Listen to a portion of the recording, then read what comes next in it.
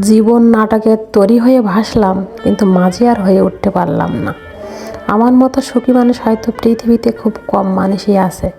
আমার 8 বছর বিবাহিত জীবনে শ্বশুরবাড়িতে কারো কাছে ভালো হতে পারিনি, আর শাশুড়ি মার তো দু চোখের কাটা।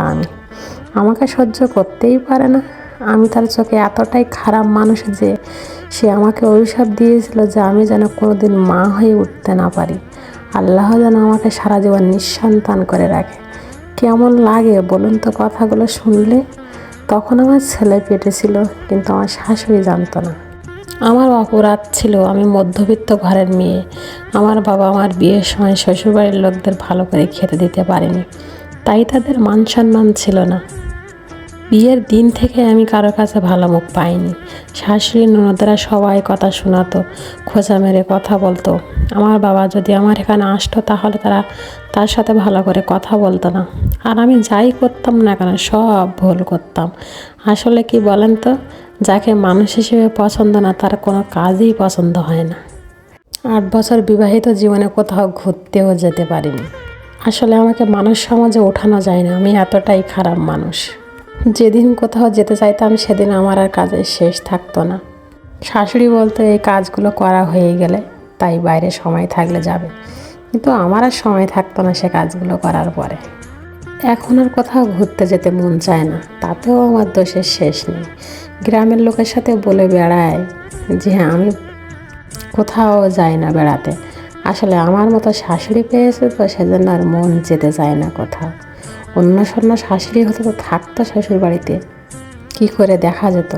বিয়ের আগে জানতাম মেয়েদের বাপের বাড়ি আর শ্বশুর বাড়ি, কিন্তু আমার বিয়ের পর থেকে আমি ভিন্ন কিছু জানি।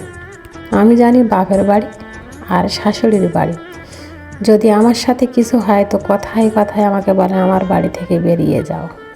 আমার তো আর আলাদা কোনো বাড়ি নেই, তাই যাওয়ার জায়গাও নেই। শাশুড়ির অভিশাপ হয়তো আল্লাহর দরবারে আমার জন্য কবুল হয়ে গেছিল, সেজন্য আমার ছেলে আর পৃথিবীতে বেশি দিন থাকতে পারেনি। তাকে অকালেই পৃথিবীর মায়া ত্যাগ করতে হয়েছিল। আমার ছেলের মৃত্যুর পরেও সে আমাকে কথা শোনাতে কম করেনি। শাশুড়ি আমাকে বলেছিল যে মার জীবনে এমন কোনো পাপ আছে তার জন্য তার সন্তান মারা গেছে।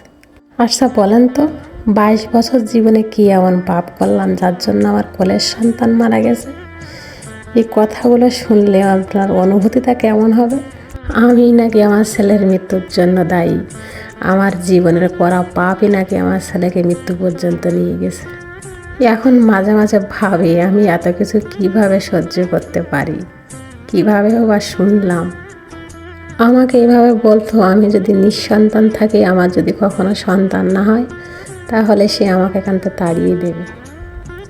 তাকে তাড়াতে সুবিধা হবে যে আমার কিছু নেই, বাচ্চা কাচ্চা নেই, ছেলেকে আবার বিয়ে দিতে পারবে।